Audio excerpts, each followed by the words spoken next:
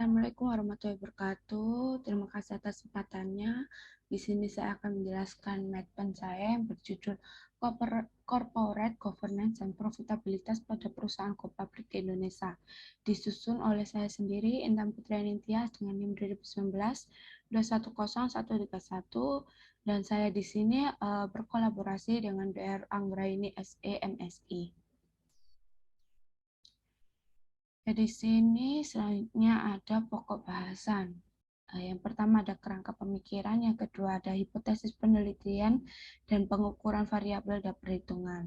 Yang ketiga ada sampling, yang keempat data dan metode pengumpulan data. Yang kelima ada teknik analisis data. Ya, di sini ada kerangka pemikiran saya. Untuk X1-nya, apakah struktur Dewan Komisaris Independen ini berpengaruh pada profitabilitas? Yang kedua ada XE2, apakah struktur Dewan Direksi berpengaruh terhadap profitabilitas? Yang ketiga atau X3, apakah likuiditas berpengaruh terhadap profitabilitas? Di sini ada hipotesis penelitian. Satunya adalah struktur Dewan Komisaris Independen berpengaruh terhadap profitabilitas. Ya, Komisaris Independen hadir untuk mengurangi masalah keagenan dengan menerapkan tata kelola perusahaan yang baik untuk mencapai tujuan perusahaan tanpa merugikan pihak manapun. Ketika masalah keagenan berkurang, manajemen laba juga berkurang, yang meningkat kepercayaan investor, berdampak pada peningkatan harga saham perusahaan. Dan pada akhirnya meningkatkan nilai perusahaan. Peningkatan jumlah komisaris independen juga menunjukkan bahwa komisaris independen melakukan fungsi pengawasan dan koordinasi perusahaan yang mandiri, tidak terpengaruh oleh kepentingan internal perusahaan. Sehingga hal ini akan meningkatkan kinerja perusahaan yang akan berdampak pada peningkatan harga saham perusahaan, pada akhirnya meningkatkan nilai perusahaan. Hasil penelitian Maharani dan Sugi Jayanto dan Ruma Pea berhasil membuktikan bahwa Dewan Komisaris Independen terhadap profitabilitas, mereka menyatakan bahwa Dewan Komisaris Independen memberikan pengaruh signifikan. Sedangkan H2, struktur Dewan Direksi berpengaruh terhadap profitabilitas. Menurut teori keagenan, tugas dan tanggung jawab yang dimiliki dan dilaksanakan oleh pengurus akan mampu mengambil masalah keagenan yang timbul dalam suatu perusahaan. Dengan pemisahan peran dari Dewan Komisaris, Direksi memiliki kekuasaan yang besar dalam mengelola sumber daya perusahaan.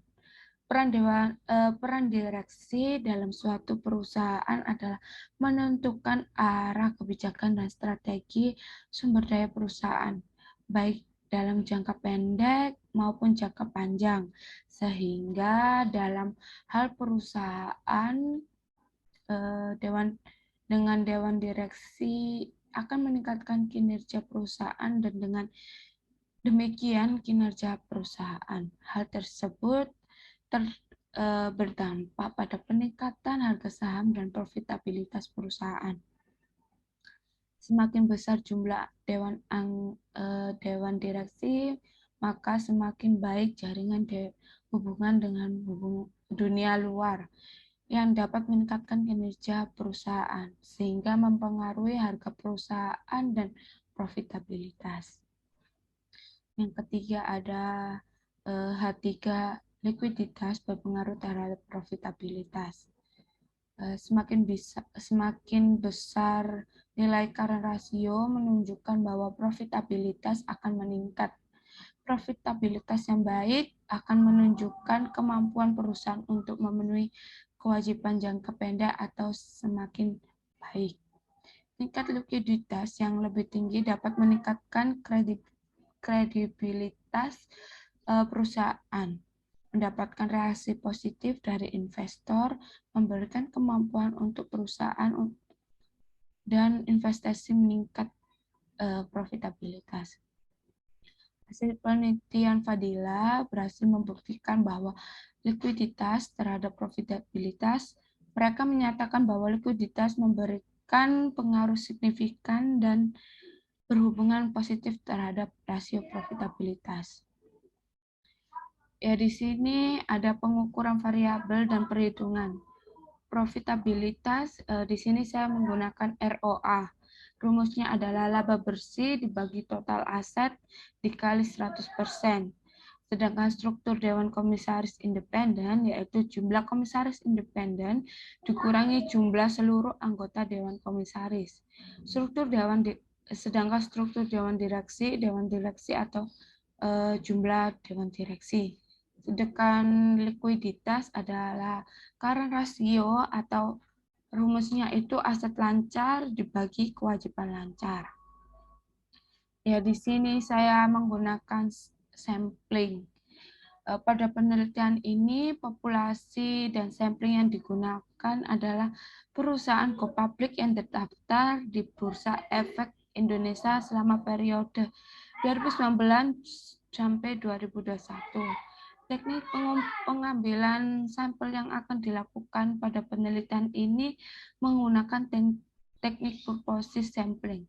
Adapun kriteria sampel ditetapkan oleh penelitian sebagai berikut. Yang pertama ada perusahaan go public yang terdaftar di Bursa Efek Indonesia pada tahun 2019 sampai 2021. Yang kedua ada perusahaan go public menerbitkan laporan keuangan secara lengkap per 31 Desember 2019 sampai 2021. Yang ketiga adalah perusahaan go public menggunakan mata uang rupiah. Ya, di sini ada data dan metode pengumpulan data. Ya, di sini ada data sekunder. Penelitian ini termasuk teknik kualitatif. Oleh sebab itu, penelitian ini menggunakan data sekunder.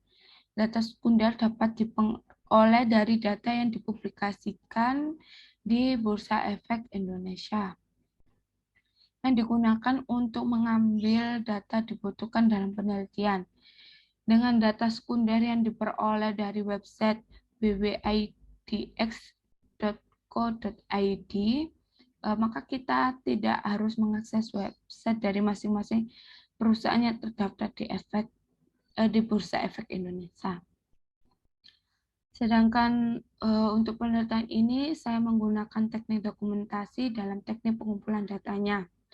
Data dikelompokkan sesuai kriteria yang ditentukan sebelumnya. Data yang telah dikelompokkan tersebut kemudian dilakukan analisis untuk mengetahui hasil dari data tersebut yang sesuai dengan kriteria penelitian. Data penelitian ini diperoleh dari laporan keuangan perusahaan go public di Indonesia tahun 2019 sampai 2021 yang terdaftar dan dipublikasikan dalam Bursa Efek Indonesia. Dan selanjutnya di sini ada teknik data. Yang pertama ada statis deskriptif. Menurut Sugiono, statis deskriptif adalah statis yang digunakan untuk menganalisis data dengan cara mendeskripsikan atau menggambarkan data yang telah terkumpul sebagaimana adanya tanpa bermaksud membuat kesimpulan yang berlaku untuk umum atau generalisasi. Termasuk dalam statik deskriptif adalah penyajian data melalui tabel, diagram, lingkaran, grafik, perhitungan mean, median, modus, standar deviasi, perhitungan persentase. Statik deskriptif yang digunakan dalam penelitian ini untuk gambar tentang variabel dependen dan variabel independen. Yang kedua ada uji asumsi klasik. Dalam analisis regresi berganda diperlukan ujian asumsi klasik sebagai dasar analisis regresif. Yang pertama ada uji normalitas, yang kedua ada uji multikolinearitas, probabilitas, yang ketiga ada uji autokorelasi, yang keempat ada uji heterodidaktisisitas. Yang ketiga di sini ada analisis regresif linear bertanda.